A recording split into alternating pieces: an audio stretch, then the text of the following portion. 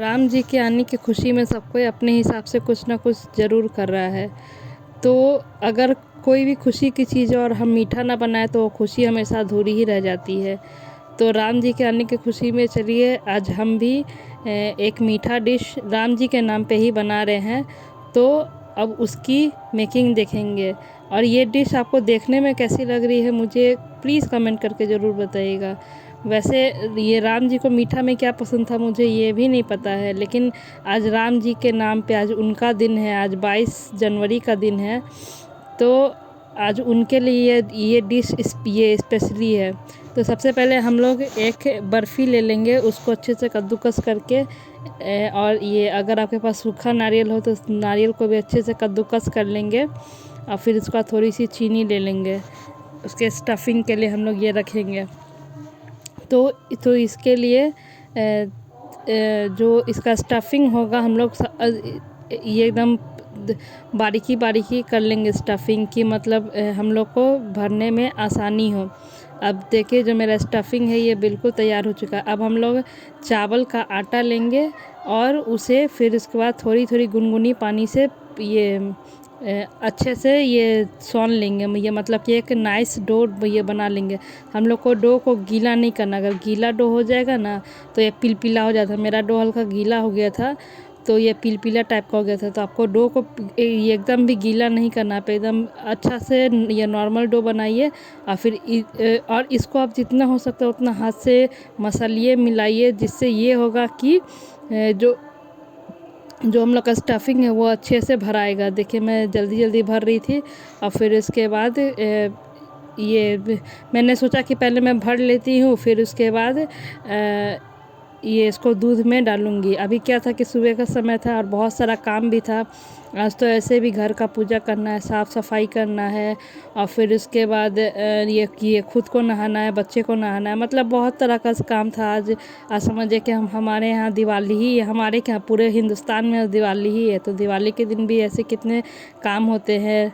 आज तो मैं रंगोली भी बना रही थी, फिर इसके बाद ये दिए भी कल लेके आई थी, फिर दिए को भी धो के अच्छे से रख दी कि शाम में जलाऊंगी। तो मैंने सोचा कि स्वीट डिश में क्या बना, तो स्वीट तो मैं ऐसे बाहर से भी लेकर आई थी, पर मैंने सोचा कि घर में भी तो बनना चाहिए। अब मैंने 1 किलो अमूल का दूध ले लिया था और उसे मैंने ये खोलने के लिए चढ़ा दिया था। खोलने के बाद जितना भी हम लोग ये स्टफिंग करके रखे थे गोल गोल, उसे अब हम लोग दूध में डाल देंगे और इसे कम आंच पे, एकदम आंच को एकदम स्लो पे रखेंगे, एकदम कम पे, और वो धीरे धीरे अपने आप पकते रहेगा। और इसमें हम लोग क्या करेंगे, थोड़ी सी इलायची जो होती है वो फ्लेवर के लिए इसमें डाल देंगे, जिससे क्या होगा कि इसका फ्लेवर जो है और अच्छा आएगा। वैसे ये कोई भी ये स्वीट डिश हम लोग बनाते हैं उसमें अगर इलायची की मात्रा को ऐड कर देते हैं तो वो स्वीट डिश अब बहुत उभर के आती है, बहुत खिल के आती है। तो ये जो मैं ये बना रही हूँ इसका नाम है दूध पिट्ठी, ठीक है। और इसका जो टेस्ट है वो कोई मिठाई से कम नहीं है, क्योंकि इसमें मैंने ये बर्फ़ी डाला है तो उसका जो ये होता है ना, मतलब स्वाद, वो दूध को और जो पिट्ठी है उसको इतना खूबसूरत कर देता है, इतना अच्छा ये महकता है कि मन करता है कि ये बस पेट भर जाए पर मन ना भरे, ऐसा कंडीशन हो जाता है। तो हम लोग को ये इसमें हम लोग चीनी भी ऐड करते हैं। चीनी हम लोग सबसे लास्ट में ऐड करते हैं जब हम लोग का पिट्ठी हो जाता है उसके बाद, क्योंकि पहले चीनी ऐड करने से क्या होता है कि पिट्ठी जो है वो चिपकने लगता है इसमें। अब हम लोग इसमें ड्राई फ्रूट्स भी डालेंगे। मैंने इसमें काजू, किशमिश, ये जो कागजी बादाम आता है वो, और थोड़ा सा पिस्ता था वो भी मैंने इसमें डाल दिया था। और इसका फ्रेगनेंस ये मतलब सब कुछ डालने के बाद ये इतना अच्छा और मिठाई की तरह महक रहा था कि मन कर रहा था कि ये राम जी को भोग लगाने के बाद मैं खुद को ही भोग लगा लूँ। तो मैंने भोग भी थोड़ा सा ये राम जी के लिए रख दिया था, क्योंकि मीठा बन रहा है, सुबह के समय में बन रहा है, ऊपर से राम जी के दिन भी बनना, अगर राम जी को ही नहीं दे तब तो ये गलत बात है ना। तो ये मैं उनके नाम पे ही और उनके ही लिए बना रही थी। और फिर इसके बाद घर में सबको ही खाया, सबको बहुत पसंद आया है।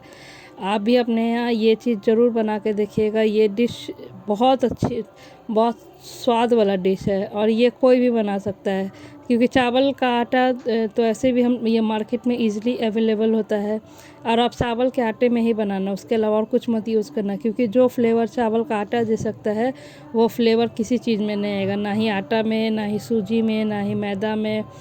तो आप एक बार इस रेसिपी को ज़रूर ट्राई करना, और कुछ भी आपके घर में अच्छा ओकेज़न हो, चाहे वो कोई फेस्टिवल हो या फिर कोई ओकेज़न हो, तो उसमें आप इसे बनाइए, अपने मेहमानों को खिलाइए। या फिर आप भगवान को अगर चाहे तो मीठा हम लोग कुछ भी बनाए तो भगवान को भोग तो लगा ही सकते, तो भोग भी लगा सकते हैं। मैं उम्मीद करती हूँ कि आपको मेरा ये रेसिपी पसंद आया हो। अगर पसंद आया है तो आप मुझे ज़रूर कमेंट करके बताइएगा कि कैसी आपको लग रही है। मेरे यहाँ तो ये दिन के समय में तो कोई खा नहीं पाएगा, तो इसे सब कोई रात में खाएगा, क्योंकि ये दिन में कोई रहता ही नहीं, और आज ये राम जी वाले दिन सबको सिर्फ दोपहर तक ही वर्किंग डे था, उसके बाद छुट्टी था। तो देखिए बन के तैयार हो गया है, कितना सुंदर लग रहा है। तो मैं इसे घर में बना हुआ मिठाई बोलती हूँ, क्योंकि ये इतना गाढ़ा और इतना टेस्टी हो जाता है ना बनने के बाद, कि बाहर का मिठाई भी इसके आगे फेल है। बाहर के मिठाई आने के बाद भी कोई बाहर का मिठाई उतना नहीं खाता, इसी को ज़्यादातर खाता है। तो आप भी बनाइए, लुत्फ़ उठाइए और मुझे बताइए। Thank you.